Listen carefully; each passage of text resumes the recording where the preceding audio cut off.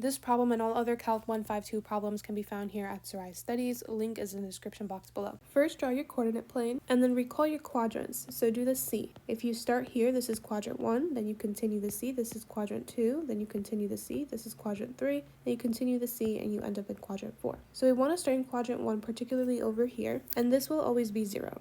And then all the way on the other side will be pi. So if this here is pi, then guess what half of that is? Well, it's just going to be half of pi. So literally pi divided by 2. And then down here, it's going to be the exact same thing, pi divided by 2, but whatever number you see here, you add a 1. So that's 3. Then I draw an x. And the reason why is because at the end of x is a fraction where the denominator is 4. And they all have pi's at the top. And we'll find out what goes here for these. But first, let's finish quadrant 1. Each quadrant has 3 points, just like that. And so they're all going to be fractions. And then the number that goes here, well, you see 2 here. What comes after 2? 3. And so you can see 2, 3, 4. And then you would think 5 would go here, but we skip 5. 6 goes here. So this is really one thing that you do have to remember, because out of this quadrant, we kind of make up everything else. And so again, all of the numerators in this quadrant just have pi's. So that's it, you're done with these. Now for the rest of them, they all have 3, like so, and they're all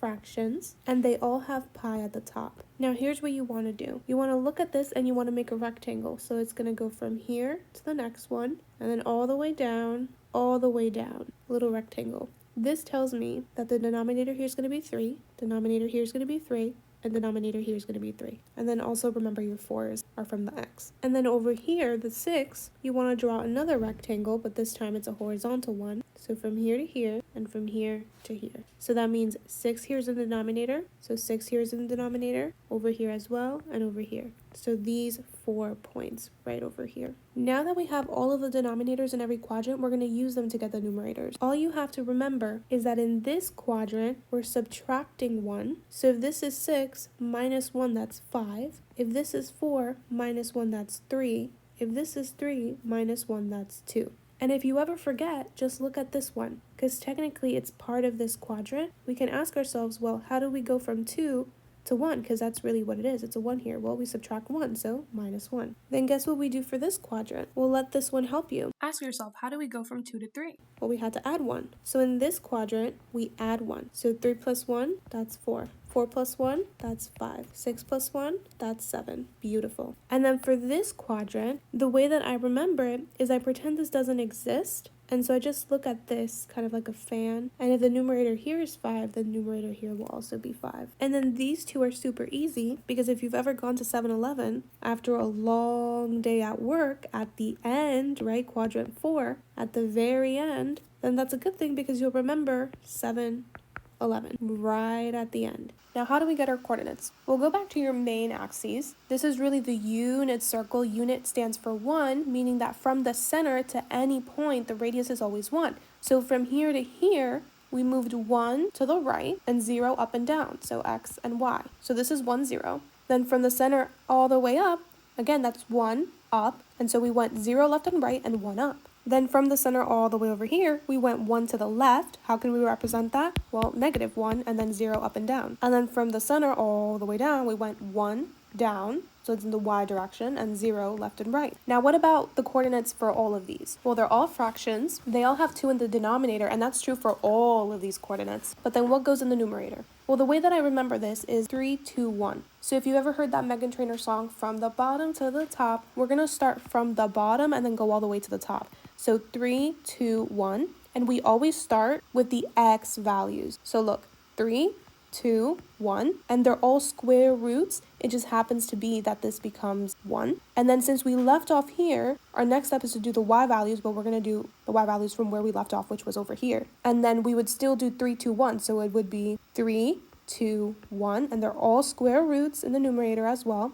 It just happens to be that this becomes 1. And that's it. You also know that the signs of both the values are positive because you're in the first quadrant, where you're in the positive part of the x-axis and the positive part of the y-axis. So both your x and y will be positive. Now I'm going to move on to this quadrant. Notice that I'm just following the C, quadrant 1 and now quadrant 2. Again, they're all fractions. The denominators are always 2. And you follow the same pattern from the bottom to the top. So 3, 2, 1. but we always do the x values first. So 3, 2, 1, then add your square roots. They're always square roots, but then this just happens to be 1. And then now we have to do the y values, but we do it from where we left off, which was on this one. But it's the same thing, 3, 2, 1, add your square roots, and this just becomes 1 because the square root of 1 is 1. And then the last thing is your signs. For this quadrant, you are in the positive part of the y-axis, so your y values will be positive and they're fine, but you're in the negative part of the x-axis, so your x values will need to be negative, like so. Now what about this quadrant, quadrant 3? Well, they're all fractions. The denominators are always 2. Now here's the thing.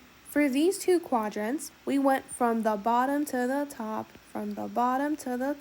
so 3, 2, 1, 3, 2, 1, and we started with the x values. Now for these two bottom quadrants, it's the opposite. We're going from the top to the bottom, but it's the same order, from the top, 3, 2, 1, and then from the top, 3, 2, 1. Another way you can remember it is an imaginary box. Look, the 3's should just be connected. So if there's a 3 here, then we should start from 3 over here. So that's another way to think about it. But again, we're going from the top to the bottom. So 3, 2, 1, and we're talking about the x values first. So 3, 2, 1, and then add your square roots. It just happens to be that the square root of 1 is 1. Now we have to do our y values, but we want to start from where we left off, which was on this coordinate. And again, it's the same thing, 3, 2, 1. So 3, 2, 1, then add your square roots. This just happens to be 1.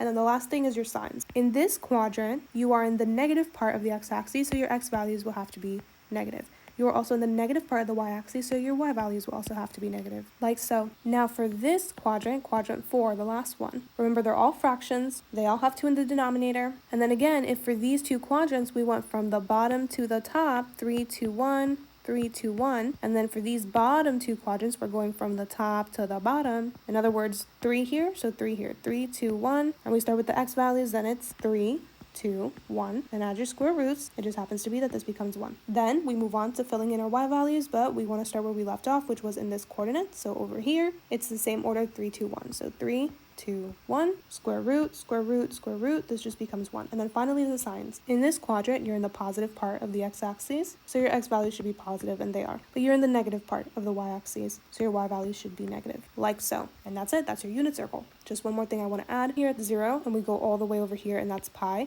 Then if we do that same thing again, well then we just did pi 2 times. So when we get to here, this is also 2 pi. And then if we do the same thing again, then it would be 4 pi, and then 5 pi, and then 6 pi, and so on. So keep that in mind. And that's it for this video. I'll see you in the next.